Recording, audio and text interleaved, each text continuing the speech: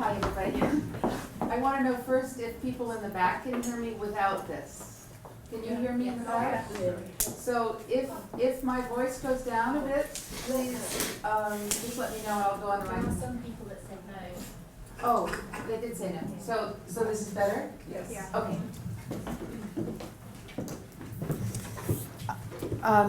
First of all, I just want to say it feels like such a privilege to be invited to be here with all of you.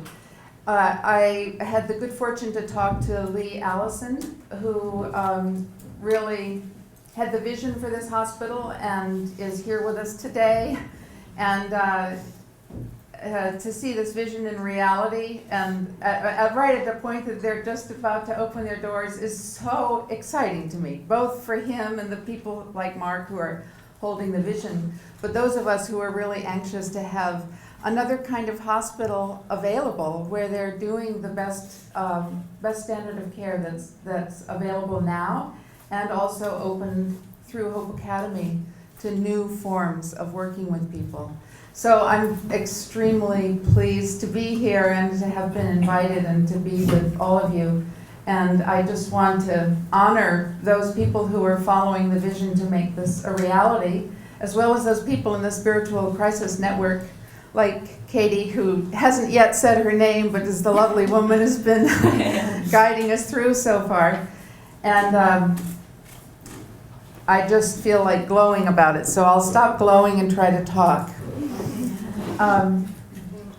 So let me just see if I can work these slides properly. Okay. So what I wanted to do in the time that I have with you is to talk a little bit about identity, and that's already been mentioned by Isabel. I'm very glad, Isabel, you gave such a lovely foundation for the whole area of spiritual crisis. I'd like to speak a little bit more about identity, starting with some of the travails I went through with my own spiritual emergence process, which is still ongoing. I'd also, I was thinking, what do I have to offer here? Because there's so much richness in the room in terms of people's own experience, not only going through a crisis, but also then doing peer counseling or being from a professional viewpoint, working with people who are going through such crises. So I thought I'd tell you a little bit about the history, where I perceive Stan and Christina Grof were in the beginning and what's evolving now. I've been very strongly impacted most recently by studying the Bhagavad Gita, which is an ancient book from India, written 3,000 to 5,000 years ago.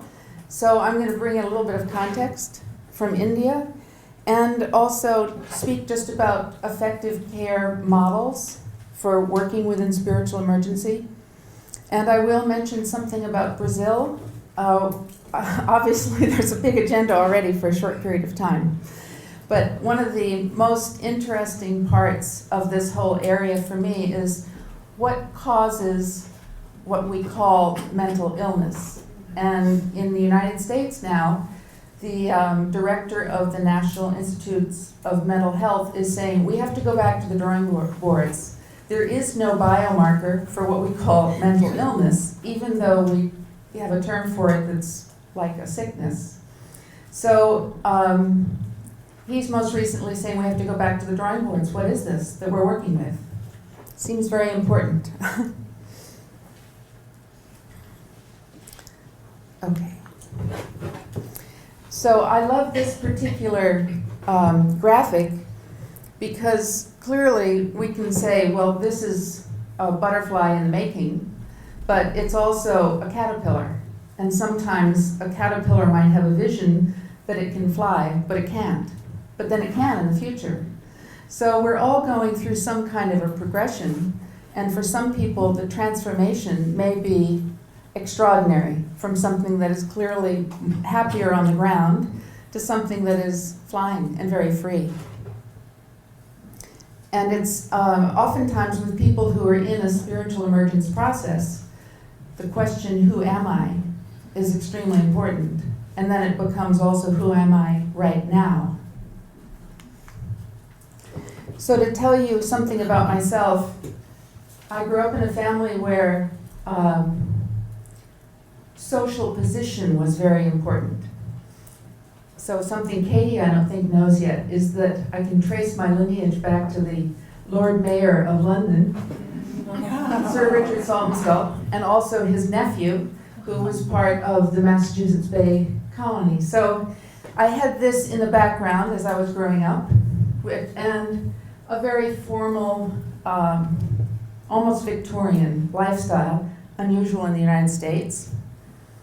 But simultaneously, what was going on was that my family was extremely dysfunctional. So my father had an extraordinary IQ, was a pathologist, worked in research, but on the other hand, he had very little in terms of emotional IQ. Not to say that he was stupid, but he just hadn't built up those skills. So within my mother's family, there was what had been called manic depression, bipolar disorder, there was suicide, and in the family as I was growing up, what I saw was profound depression in some people, alcoholism, lots of secrets and hidden agendas, and no open dialogue. So having the vocabulary of speaking about emotions and inner experience was not something that was in my vocabulary at all as I was growing up. And as I reflect on it now, I think, well, was that some kind of a punishment I had to endure? Or was it something actually that prepared me for the kind of work I'm doing now? Because many people have grown up without that kind of skill building that can happen in a more functional family. I think I missed something. Well, right now I would say that I am a meditator. And that's one of my primary identities. Clearly, I'm also teaching. I'm giving workshops around the world, and this is something that I feel is a gift that I can bring because I've had a lot of life experience. And yet, in terms of my personal life, my spiritual aspirations to move and develop spiritually are in the forefront. So it really is my primary identity. I don't know if you in the back can see.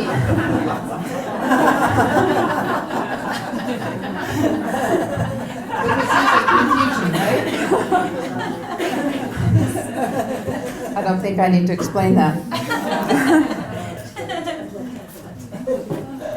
Okay, so a little bit of reflection on the history of the Spiritual Emergence Network. Now here in the UK you call it Spiritual Crisis.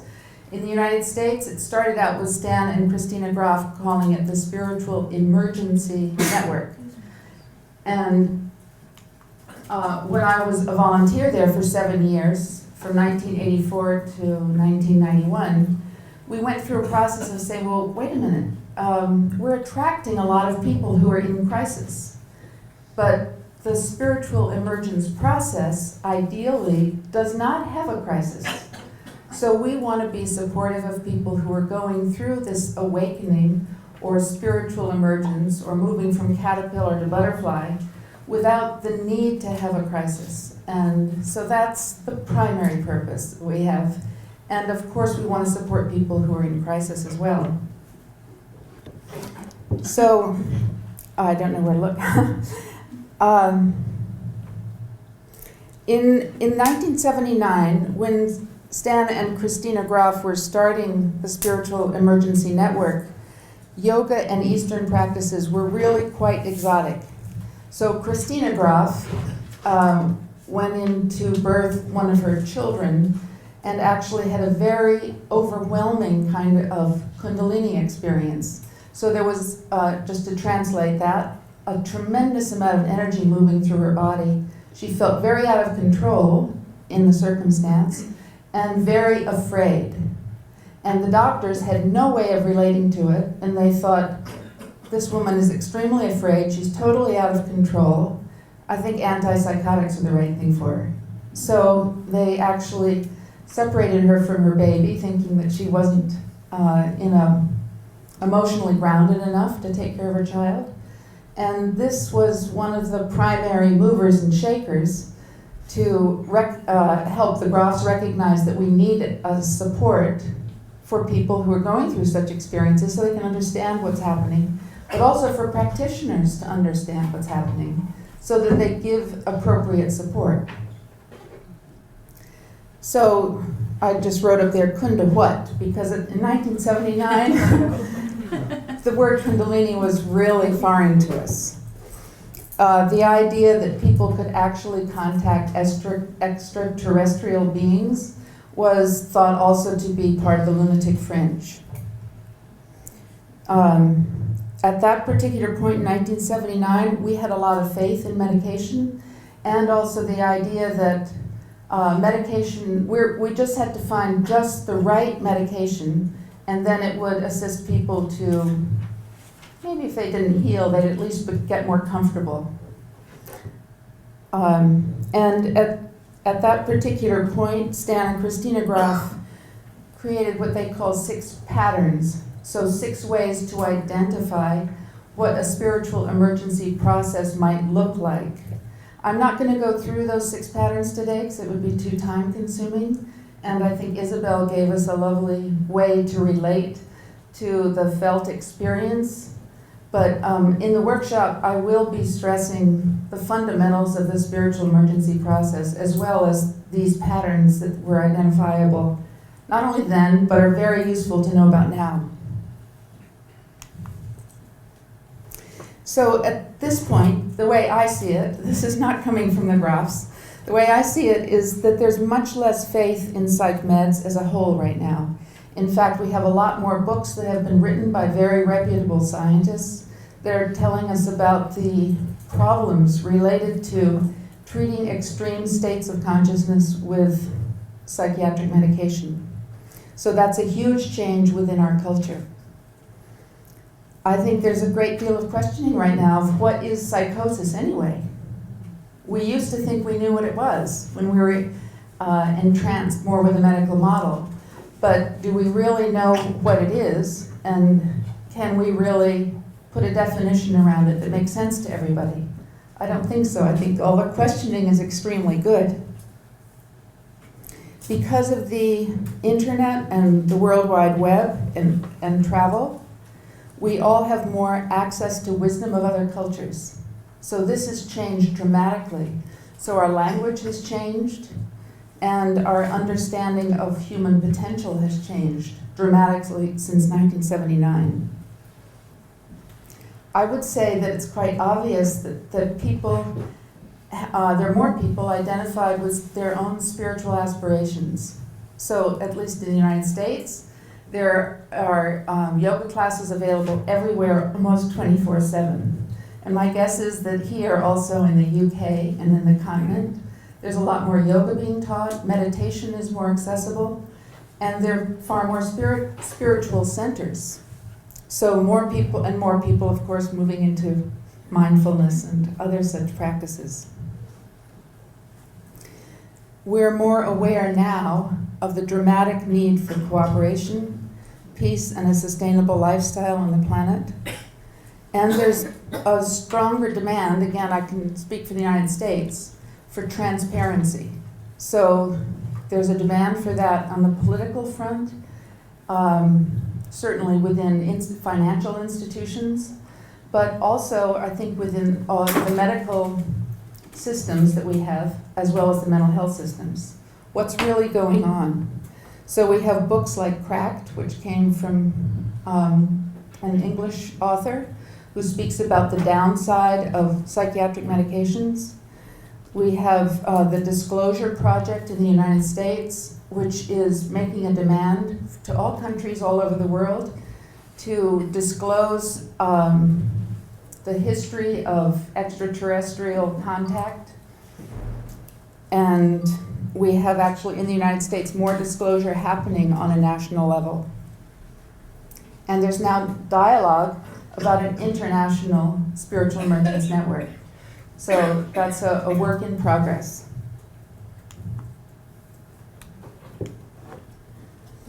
So I wanted to introduce to you some of the thoughts that I've been having about assessment, which diverge from what the Grofs initially set up.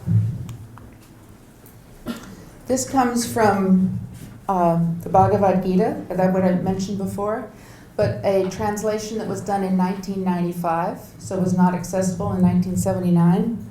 And it was a translation by Paramahansa Yogananda. So he first translated and then wrote commentaries. And what he suggested is that there are 5 ascending levels of intuition. The first, most primitive level is a sense of identification with the body. So one just feels, I am the body, I am the mind, and that's it. And most of us have to live in that world. You know, we get up and we eat breakfast and we take showers and everything. And but many people never progress out of that particular level. So the second level, which we could call the basic level, is a level in which energy is primary. Now I'm going to go into this in a little bit more detail, so I'm just giving you a skeleton here. And at the basic level, subtle perceptions begin. So people begin to sense, for instance, the energy of a room or the energy of a person without that person talking to them or describing how they're feeling.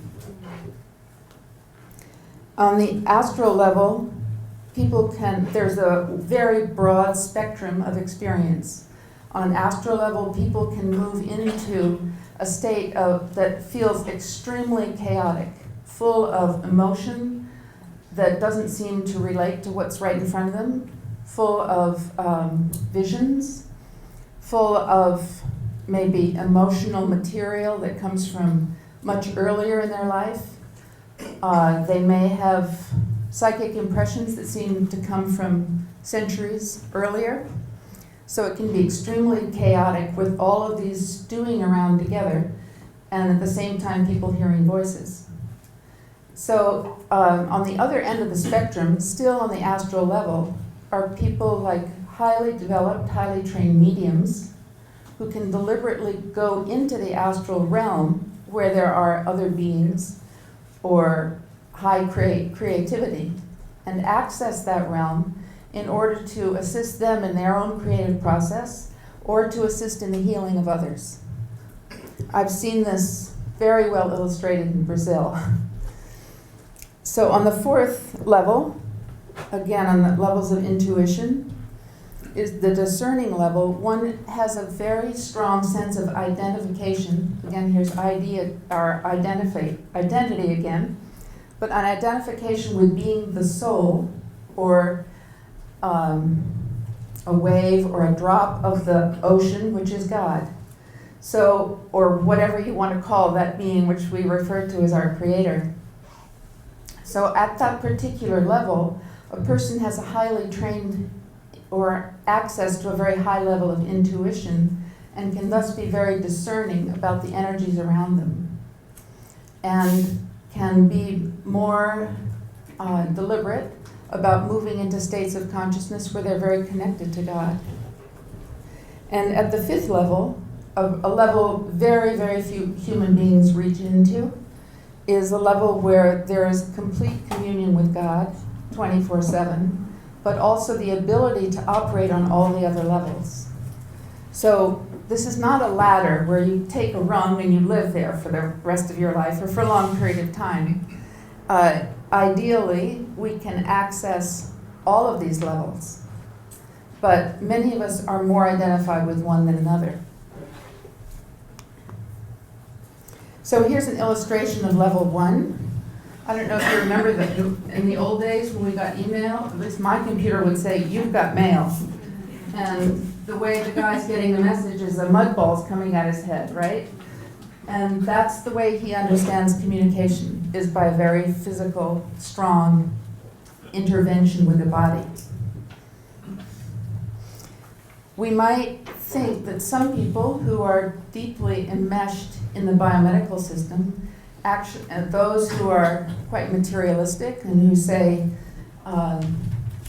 it has mental illness has to be a medical problem, therefore it has to be a chemical problem, therefore you have to give it a chemical in order to balance the imbalance of chemicals. If people are completely stuck only in that viewpoint, they are actually at this very primitive level. One person like that. Okay, here's another cartoon. I don't know if you can read this. Just bark. The app automatically translates it into English.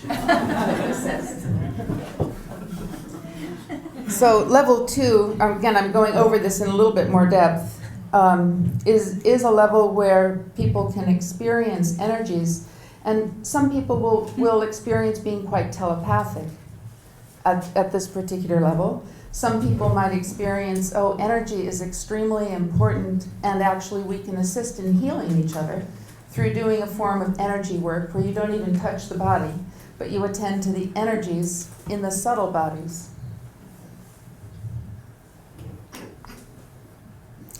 So when I was a child, I was born with some gifts of clairsentience, so I had some abilities to feel that were quite well developed. And I could feel what was going on with other people around me. In other words, their emotions, or whether they were lying or not. And that didn't make me very popular in my household because people want to keep their own secrets, right? So that can be an issue for people who are perceiving on the more subtle levels. Some people can see auras or energy fields around things. That would be one manifestation of the second level. A friend of mine by the name of Tony said that since the age of 4, he just knew what was going on inside of people. And he was a medical intuitive. He could sense what kind of illness, physical or mental, that person had at the age of 4. His parents were very upset by his abilities. Another friend of mine, Lauren, is a body worker. And what she has said to me recently is that she senses energies. She can sense disembodied entities around the person she's working with at times. And she doesn't have a name for it. She doesn't have a language for it. She feels a little bit lost by it. And sometimes the impact is so strong that she absorbs the energies going on with her patients, and she can't separate herself from those energies.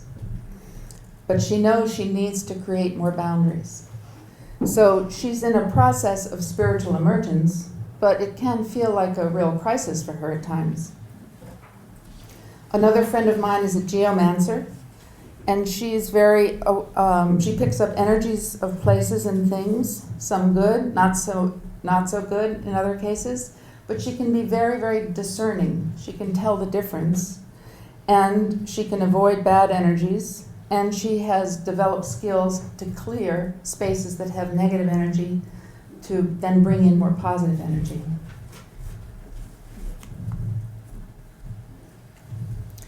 Level 3, I mentioned a bit earlier, and said that there was a very wide spectrum in that level.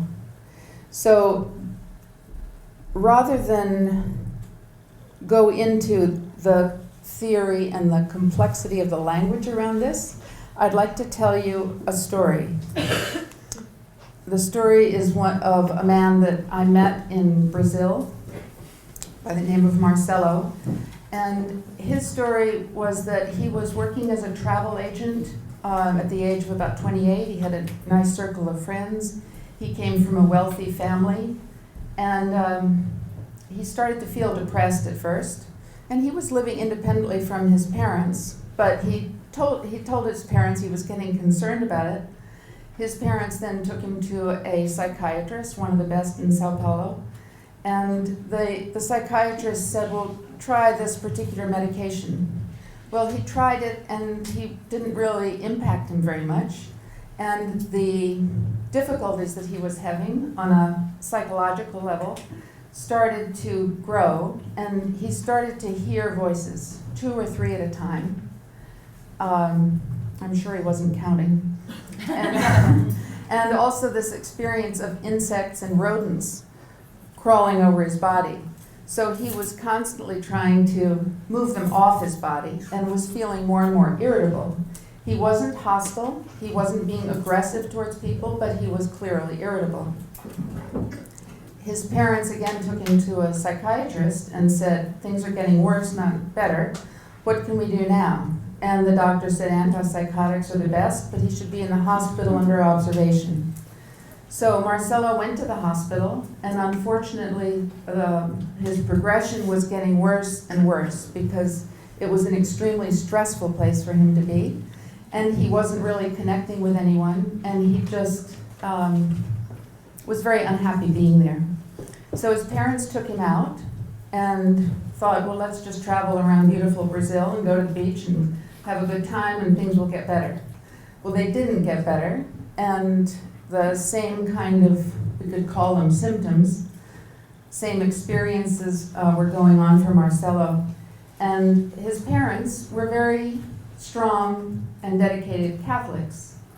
And so they hadn't considered taking him to a spiritual hospital.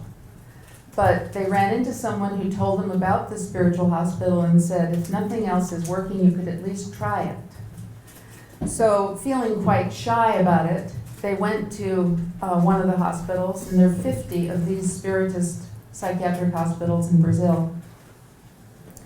And Marcelo was admitted. So he was on the antipsychotic medication, but they admitted him like any conventional hospital.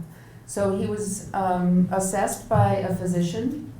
He was assessed by a social worker who looked into the emotional and psychological issues that might be active at the time. And he was also assessed by a medical intuitive who happened to be the head of the hospital. And all of these assessments were put together to form an idea of what was going on with Marcelo. So he stayed in the hospital while they were basically observing him and seeing how he was doing. He had a very good diet during that time, meaning very wholesome food. He had access to nature. There were other people that he could speak with. And he, as part of the hospital, he was getting a kind of energy work to clear his subtle energy bodies. Now, this only went on for 5 or 10 minutes twice a week. It wasn't happening a lot. But the other side of what he had access to was being with medical intuitives who could give him more of an idea of what was the cause of his discomfort.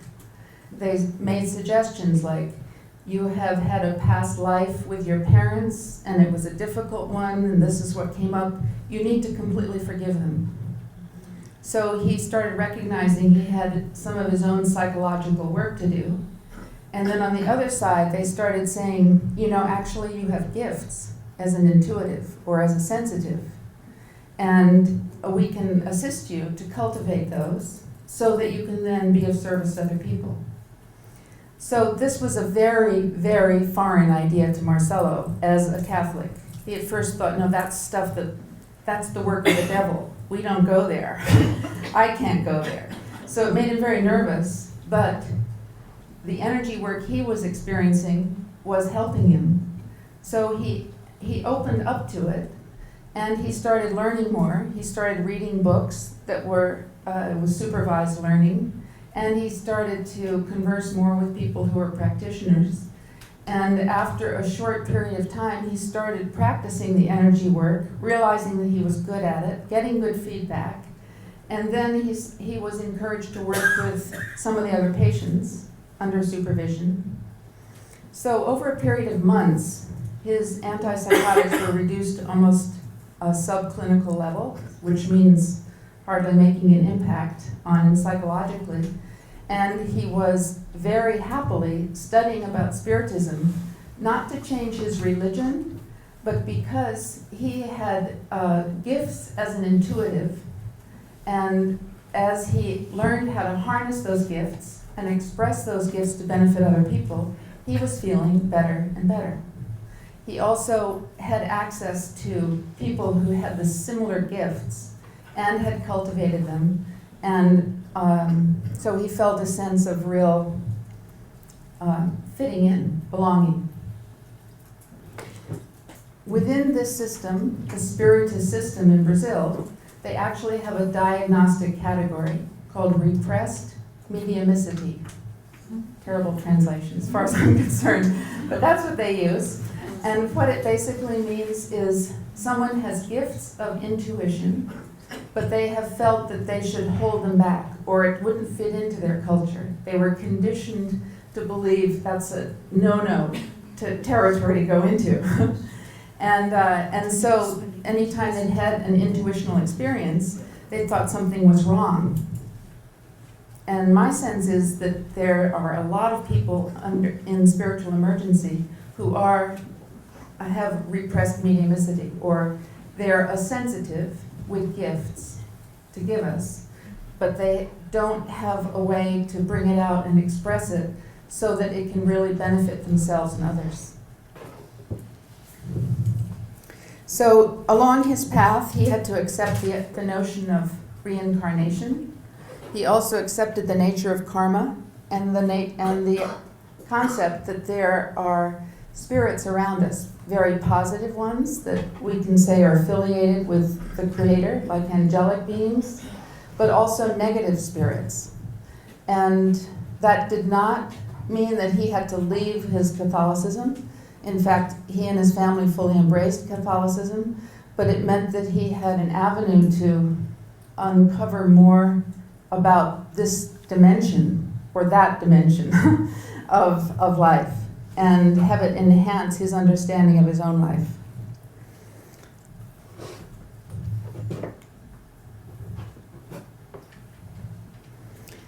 So, the well-trained spiritual healers that Marcelo ran into could very deliberately use the second level of intuition when they were doing energy work that's similar to Reiki.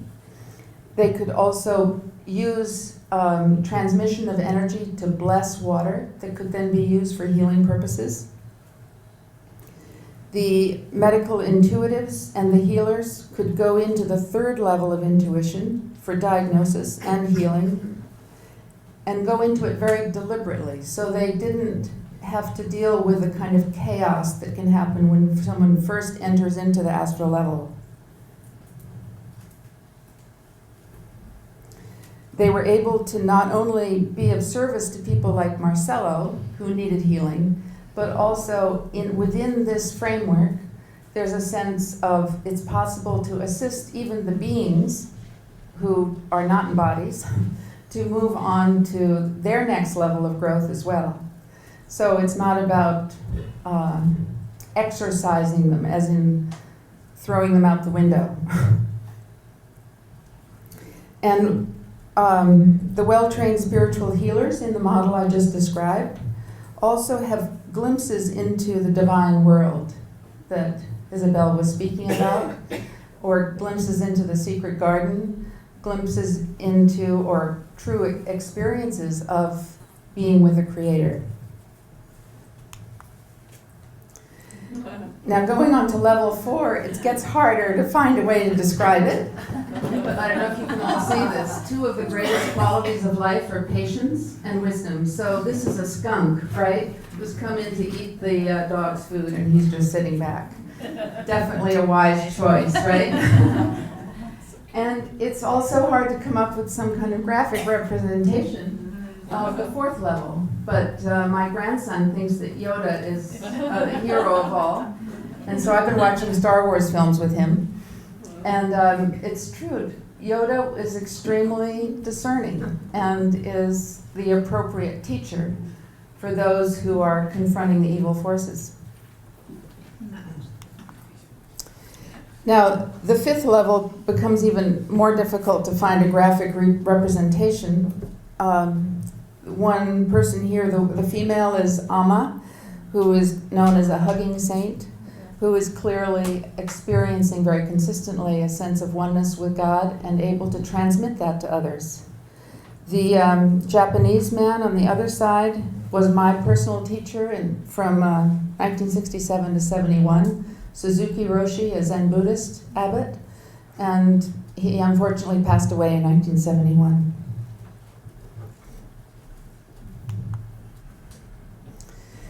So I've wondered who is really masterful with these higher levels, and I, of course, went to Google and Googled Samadhi, right? Because I wanted to get a picture of it. And if you Google Samadhi, what you come up with is musical groups. You don't come up with pictures of people who are enlightened. But I got permission to use this particular photograph of Rajarsi Janakananda, who was actually a very well-to-do businessman in the United States. And but when he first met Yogananda, he said, "I'm just nervous all the time. I'm unhappy, I'm nervous, I don't like what's happening with me." And he learned a particular form of meditation, and he learned how to go into these states of communion with God, and he allowed his picture to be taken. So if I go then into what is spiritual emergency, I think some people will have their, get confused in their identification. They're caught between levels of intuition. For instance, they thought everything, the only thing that was real was material reality.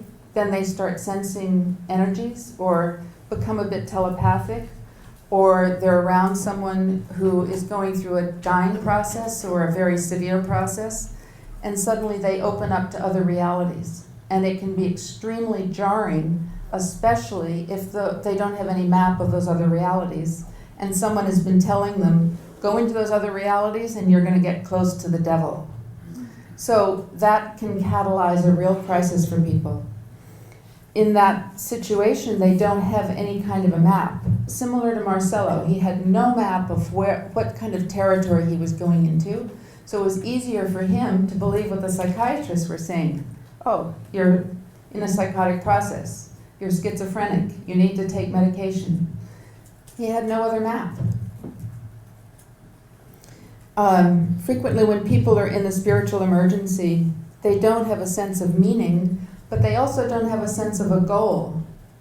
And a lot of people go through a very successful life. In fact, I was just walking in the Lakes District with a 48-year-old woman, very well educated, 3 kids, lovely husband. And she said, I don't know what my next step is after 7 years of Jungian analysis. And she said, I just kind of feel like, so what? After all that analysis. And I said, do you know what your goal is in life? Why are you here? What do you want next? She said, I've never asked myself that question. I said, once you answer that question for yourself, you'll know more what your steps are in order to get to that goal, and things will start looking right again. You can start making the right choices. So in Marcello's case, also, he had no training about how to move between those levels of intuition. And so I've come to believe that being around peers for him, in other words, other people who had the gift of being sensitives, was extremely important, so he didn't feel alone. But also having supervision, highly trained supervision, so he could learn how to harness it. And I've been running into more and more people who are usually saying, I'm concerned about my son or daughter. They're particularly sensitive. This is what they're experiencing. What do you think is happening? And I might think a spiritual emergency is happening, which is a nice term to use, but then what's the next step to help that person? Peer assistance can be wonderful, can be 100% of what they need, but in some cases, a person knows. I'm thinking about a Mexican man I was around in January. He knew that he was a healer, but he didn't have someone to assist him to take his sensitivities to that level. And ideally, I think that's what we need to provide, is not only very strong peer support, but also supervision for those people who are truly gifted. So, of course, when people start moving into these levels of spiritual emergency, they oftentimes feel alone and sometimes want to isolate themselves. They may be stigmatized and marginalized, hospitalized. And of course, in those situations, as Isabel mentioned, many people will say, well, just maybe the drugs are best, because then I won't have to feel this stuff that makes me feel so isolated and separate from my society. So I've been talking a whole lot, and I feel out of touch with what's going on out here, and my guess is there are a lot of questions. So I'm kind of feeling like, what's most important? Do we move into the next section, or have some, I want to know, how are you all doing with all this? I'm downloading a lot of information. You want to go on, or would you like to have more dialogue right now? Go on? Okay. Okay. So what's needed here? Integrating whatever experience a person is having, but in a positive framework. So ideally, it's not a framework of, well, you're ill, or you're ill and you'll be ill for the rest of your life. And unfortunately, in the United States, many people who get a diagnosis for an illness, even if it's like a garden variety depression, will be told, you're probably going to have this problem for the rest of your life, so keep the medications close by, or be taking them all the time as a preventive measure. From my point of view, if a person is, let's say, thrust into one of these higher levels of intuition, or has grown into the higher levels but is feeling disoriented, what they need is to form a trusting, cooperative relationship with a qualified guide and have a positive, exploratory attitude about what's going on with them. And for that really to be encouraged, that positive, exploratory attitude. And there are more people, especially people connected with the spiritual emergence crises networks around the world, who are gaining that kind of training. To be with someone who's in an extreme state of consciousness or feeling quite disoriented, and give them a sense of, well, let's explore this. You know, I'm sure there's meaning in this for you. So that's extremely important in the process. The care person, the one who's delivering care to the person who's going through the crisis, needs to develop a way to be discerning about what's happening with the person in front of them, but not judgmental. So if I'm being discerning with Katie's hair color, I might say, well, it's quite blonde, actually. Maybe it's about the same color blonde I was at her age. And if I'm judgmental, I might say, well, it could be blonder, and it would be better for her if it was blonder. So you understand the difference, discerning and judgmental. Ideally, a care person would be warm, caring, and compassionate. So that's oftentimes not there if someone has been trained, a care person has been trained to be highly judgmental and be saying to a person who's feeling mentally disturbed, you need to get that you're mentally ill and you need to comply and take your meds. And that's the most important thing you need to do. So it's very unusual for a nurse or a doctor to deliver that kind of message and at the same time be warm, caring, and compassionate. A care person who has personal experience with a spiritual emergence process can, of course, be more understanding. So ideally, they will offer that kind of understanding, not necessarily to download their whole story to the person who's disoriented and self-absorbed, but just to offer understanding. And as I mentioned before, having someone on call who can act as a supervisor, especially for those who are sensitives, who may be moving into highly visionary states or creative states or states of sensitivity and being a medical intuitive, where they really need supervision, meaning training to harness it. Of course, that care person needs to be discerning enough and grounded enough to be able to recognize when and if someone is a danger to themselves or to another person. So that means if someone is truly on the edge of suicide, it's one thing to say, great, this is an ego death that you're moving forward. You give them that conceptual framework.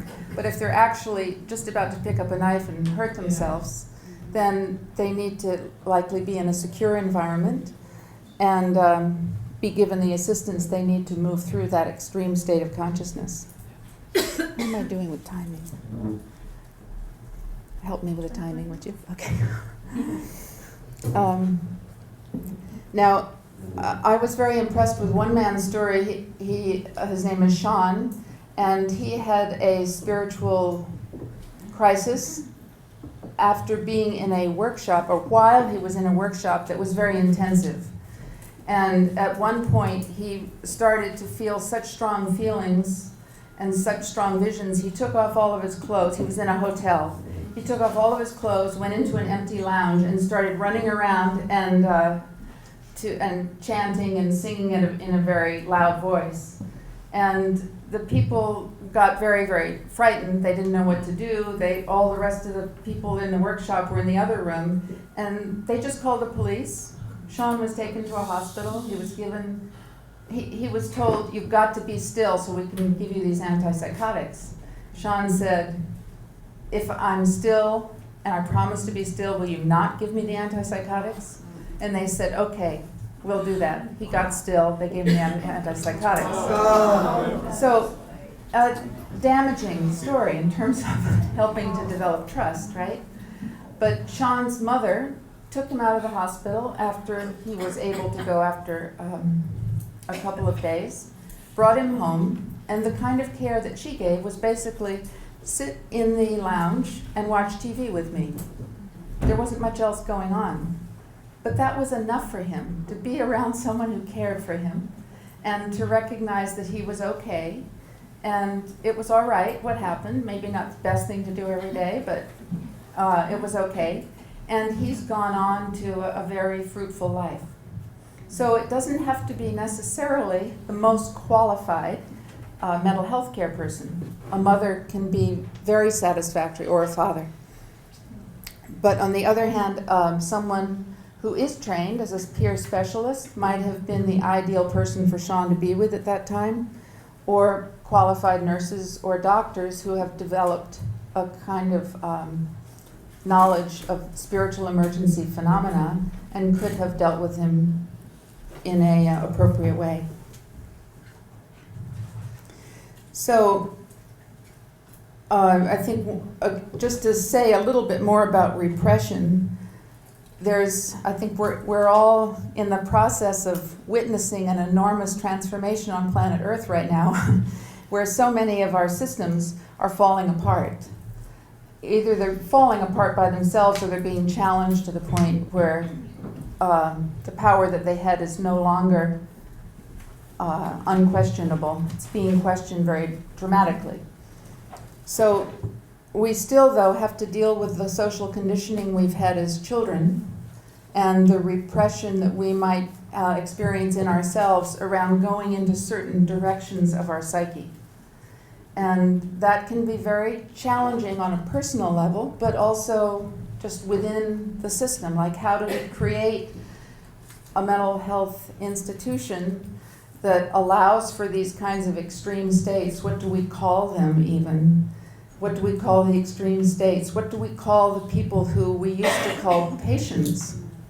Patients are people who have illnesses or sicknesses. Maybe people going through a spiritual emergency need to be called something else. Maybe they need to be called honored guests. So repression can show up in a lot of different ways, in old forms or old ways of using language. Then, of course, we have overreaction that we're used to having, like the people who put Sean in the hospital right away were overreacting because of what he had done. It wasn't necessary for him to be dealt with forcibly with antipsychotics. And then on the other side, there's denial. When sometimes people have very strong experiences, but they don't want to admit that they've had it because they have no way of dealing with themselves. Or someone in a family might have an experience, and then their family may be consistently loving them, but still denying that something really important has happened because there's no context to put it in. There's no language to even talk about it. People don't know if it's good or bad. So this is certainly happening in the United States, and my guess is it's happening over here too.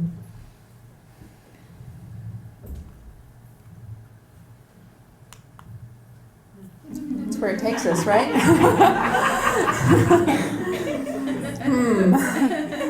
Lots to think about. Yeah, an owl doing yoga. So a treatment alternative. There, as far as I can tell, there are many people around the world now addressing this. What can we do alternative to what we have been doing that hasn't been answering all of our needs completely? So I've spent from 2001 until 2012, I was 6 months out of each year in Brazil, and I was particularly fascinated with certain spiritual healers. You might have heard of John of God, for instance. Yeah. So I was very impressed with what was happening for people when they were there, not only with physical healing, some people having a full remission from a brain tumor that was, the doctors had given up and said, you know, you're going to die in a month or so, and they go get spiritual healing from John of God and they have a complete remission. So I was very impressed with that kind of a story, but also I saw people going down there who were very, very troubled by their either physical or mental illness, and they were having spiritual experiences, and in a way, I can say now to you, they were, in a sense, going up into higher levels of intuition. They were experiencing a kind of communion with higher beings or God, which allowed them then to accept the situation they were in, relax in it, and oftentimes have a complete remission of all mental disturbances. So that was an amazing thing to watch. Also remission or a resolution of addiction problems. So I became really fascinated with this, not as the answer for everyone on earth, but instead there's a component, a very powerful component that can be used for healing that the Brazilians who are Spiritists are much more acquainted with than certainly I am. And when I started looking around at, well, who's talking about Spiritism? Who knows about it? Is it written in the books of world religions by Houston Smith and other people that we know?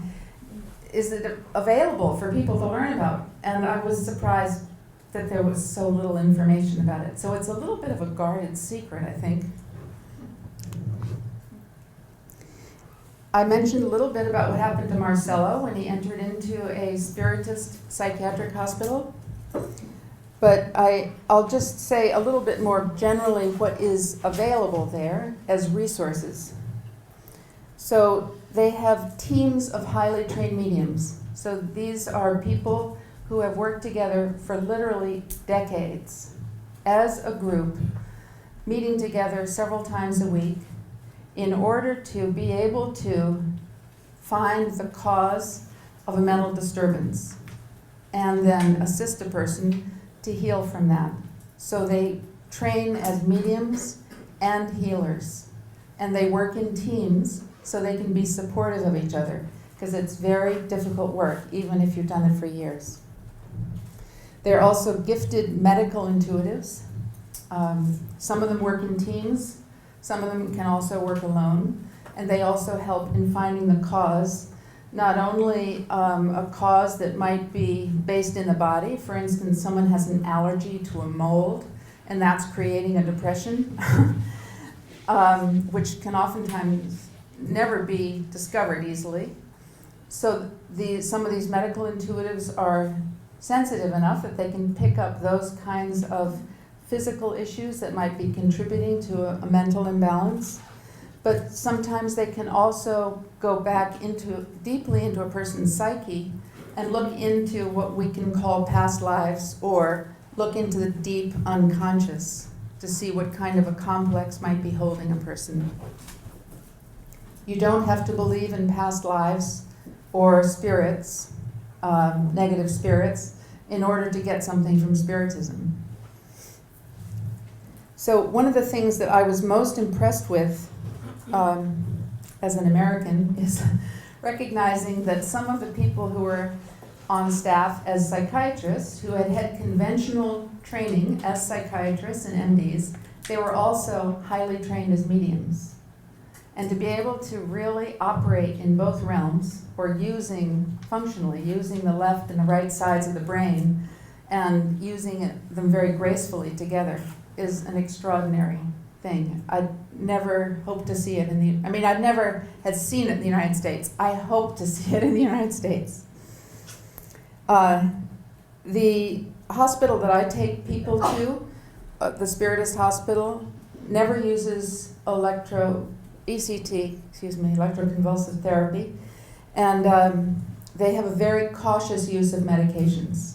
So it's there if a person really has to have it, let's say for sleep, for a short period of time, but outside of that they try to stay away from all medication because they want to assist people to resolve the inner experience through time and with adequate support, psychological support. They do use herbal remedies and homeopathy.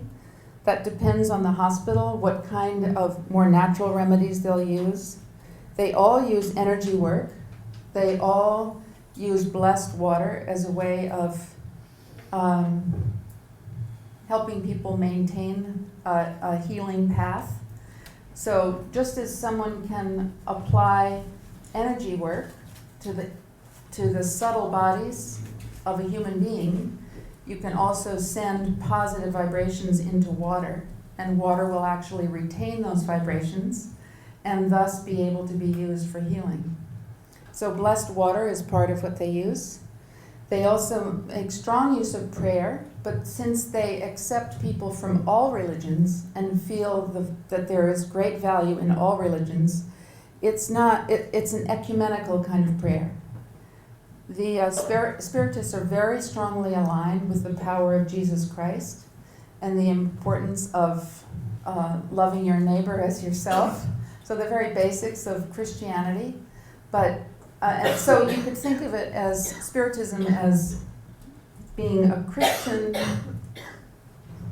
path for spiritual evolution, and if you're willing to accept it, reincarnation and the belief in the spirit world is added on top of that, as well as belief in karma. Peer support is an extremely important aspect of all of the treatment within a Spiritist psychiatric hospital. They use the term fraternidade, which is Portuguese for, we could say, fraternity, but it's really a kind of peer support where the peers are trained to just be with someone in a non-judgmental, supportive way, listening to them, eliciting their story, assisting them to feel more comfortable with their story. And then another part of the treatment that everyone gets in the Spiritist Psychiatric Hospital is the notion that after they leave the hospital to secure hospital residential care, that there are independent Spiritist centers, community centers, that they can go to. There's no charge for going to them. And there they also have access to medical intuitives and blessed water, prayer, but also classes to assist them to create more of a map of the spiritual journey.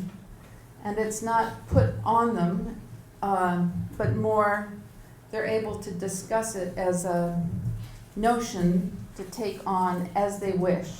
So rationality and science and thinking for yourself is extremely important in Spiritism.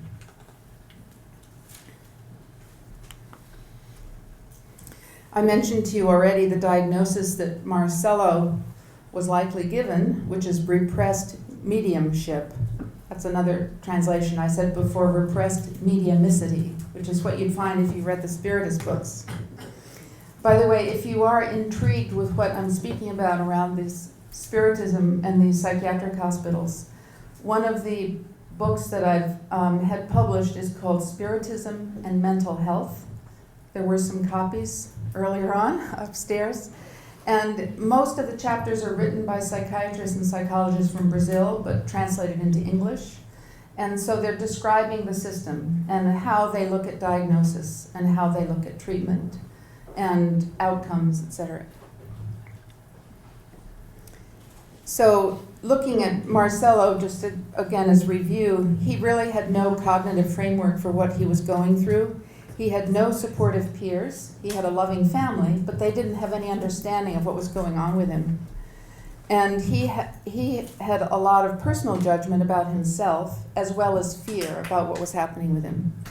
He had no skills to ground the sensitivities that were coming forward. He had no access to energy work to help him keep the subtle body clear. And he himself had not turned to alcohol or drugs to put those experiences down or out of his consciousness. But many people in his situation will do that, self-medicate.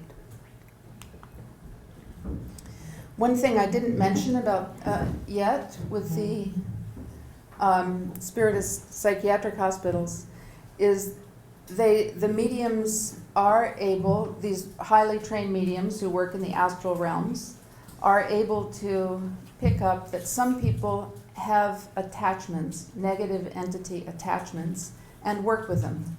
Now, when I was young, my parents had National Geographic magazines, and I saw lots of pictures of medicine people who had feathers and incense and lots of herbs that would be psychoactive, and I just thought, you know, their blood rituals and crazy stuff that goes on in that realm.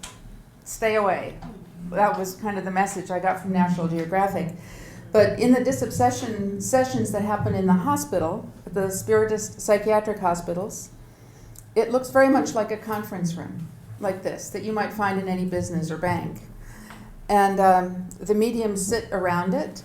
There are no drugs, no candles, no religious symbols, no incense. They say a prayer to call in the higher energies or the angelic forces, the force of God, to guide the session. And they might listen to music to just feel more at peace within themselves and to be able to go deeper in their own consciousness, to connect with their own sensitivities. And then there's someone will read a case. Okay, here's Marjorie, and this is her situation, and this is what's showing up in terms of the difficulty she's having. And then there'd be quiet so that the mediums could experience what is the cause of her issue right now and what can we do to help her. And the different mediums will work with that given the kind of gifts that they have. Sometimes there'll be 8 mediums working together in a group. 3 of the mediums will be very active in looking at the cause of the disturbance, and 2 or 3 of the mediums will be available to give that person who's working so deeply energy work while he or she is working. So they're getting constantly fed with positive energy so they can continue this very deep work. And as I mentioned, there's a tension to not only assist the patient who's in the hospital, but also if there's a negative entity, to assist that entity to move on into their next level of growth. There is actually a lot of graphic illustration for negative entities if you look into the art world. This happens to be one that I think is very explicit.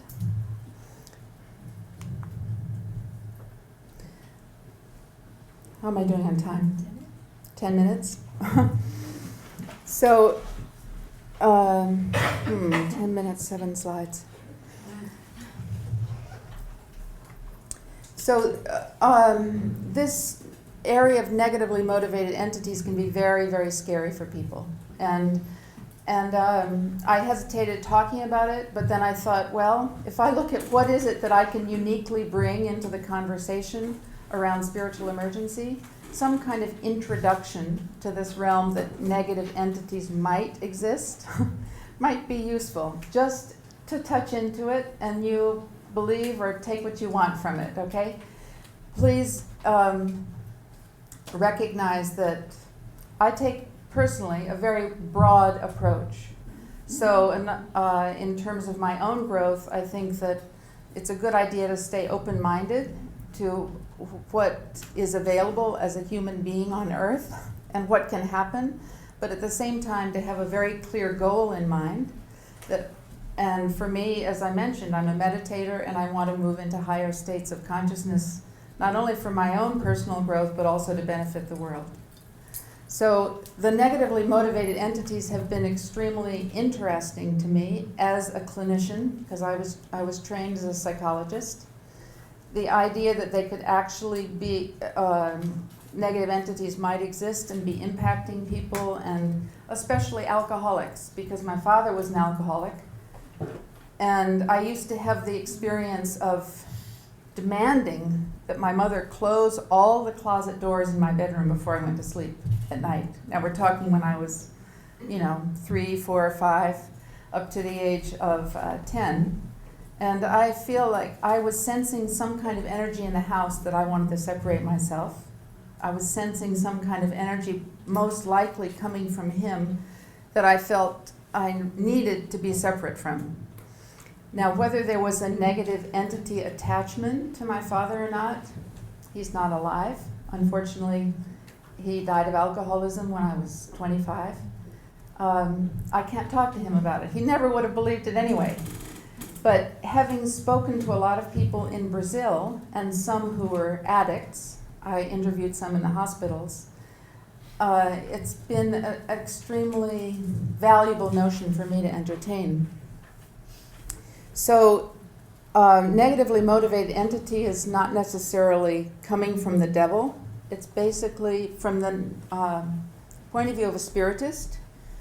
It's a being that has passed on to the other side, or it lives on the other side, that might be full of resentment, jealousy, or revenge, and thus attached to this world and want to be impacting someone through those particular energies.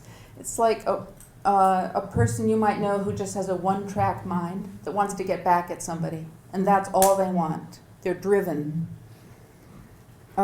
Sometimes these negative entities come down through family lines and can impact people carrying a certain kind of addiction or very negative emotion down through family lines. And sometimes they just represent a very negative pattern of thinking or very self-destructive. For instance, a voice that's saying, kill yourself, kill yourself, kill yourself, that a person can't separate from. That could actually be coming from a negative entity. Where the belief is that some of these negative entities will actually be in certain places. Just like someone who's negatively motivated in the human body might tend to hang out in a bar or hang out in dark places with people who are addicts. This, in a similar way, the negative entities may be attracted to certain areas where there are beings who are vibrating on that same level or have the similar kind of emotions or similar patterns of thinking. Are they catching? In other words, if you walk through a dark place or go into a bar, are you going to catch one? It's possible that people can actually have an interaction or have a relationship with these beings in hospitals, in places where there have been car accidents, sometimes in bars, certainly where addicts have been. So again, I'm giving you the Spiritist belief, okay? But what most people want to ask right away is, well, how can I immunize myself so I don't have to have any interaction? The way is to simply bring yourself up into more deep connection to your God self through prayer, or through whatever brings you into that communion. And at that point, the negatively motivated entities have no way to interact with you at all. There's no hook that they can hang on to attach to you.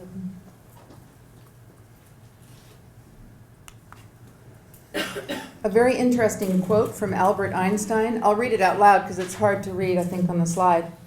"Everything is energy, and that's all there is to it. Match the frequency of the reality you want, and you cannot help but get that reality. It can be no other way.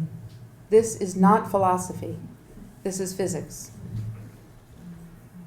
So I think someone later today is going to be talking more about quantum physics.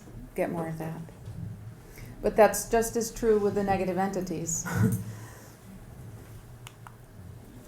So in sum, the causes of a spiritual crisis can be physical. There may be a medical problem like an allergy to mold that throws someone into depression or profound depression even. Or some kind of toxicity, either that they've ingested or environmental toxins. There can be psychosocial stressors like trauma that cause people to have trauma. There can be a need, if you believe in karma, there can be a need to balance karma. So if something has even been done in a past life that needs to be balanced, then a person might have mental distress for quite a period of time while they're in the process of healing from that karmic debt from a past lifetime. Repressed mediumship we've gone over. Marcello is a good example of that. All the patterns of spiritual crisis or spiritual emergency that the Grofs came up with, I think can actually fit within repressed mediumship. That I know is a big subject, and there may be people in the room that want to converse with me about that, and I'm very happy to converse about it. So I think another cause for a spiritual crisis can be just a propulsion, a desire to evolve spiritually, pushing. It's like a very powerful plant needing to push up even through pavement to get into the light. So some people, and I think especially in the time we're living in, a lot of young people these days have a very strong desire to grow on a spiritual level, and many of them have no language for it all and have no way of even knowing that that's what they want. So just to integrate more of what I've said then, karma and reincarnation can have a very important impact on spiritual emergence process. Many mental disturbances can be caused by karma or a lack of understanding of why we're here on earth to begin with.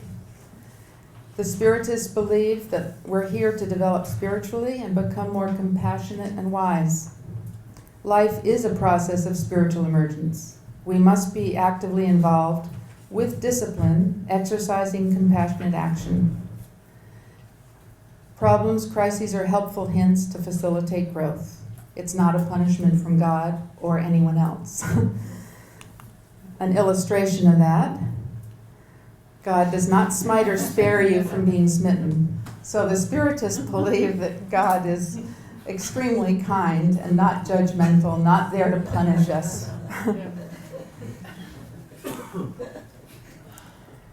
So may you all be one with your highest self as you continue on your journey. And I'm very open to contact.